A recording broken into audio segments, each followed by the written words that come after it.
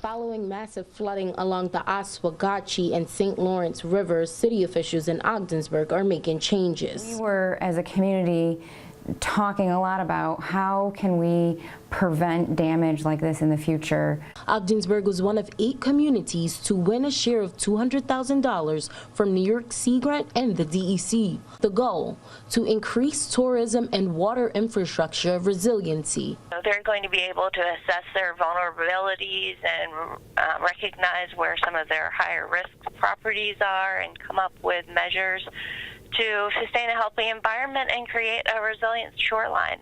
The money comes at a crucial time as the city is still working to recover from last year's flooding. Here in Ogdensburg, that's definitely been the case. We've been seeing more severe flooding events since 2014. The city plans to use the grant money to analyze whether they're going to continue to use the seawall or use the rip-wrap method to prevent flooding. They both have pros and cons, and so we are going to be utilizing this application to work with an engineering firm to analyze our waterfront areas to determine where the different approaches are best suited to the types of waterfront that we have. Some advocates prefer the natural solution like riprap, but there are issues that need to be flushed out. We don't want to prohibit or restrict people's access to the riverfront, but engineered solutions like seawalls are the subject of a lot of flood damage. But no matter what direction they go, city officials want to make sure the damage from last year's flooding will never happen again.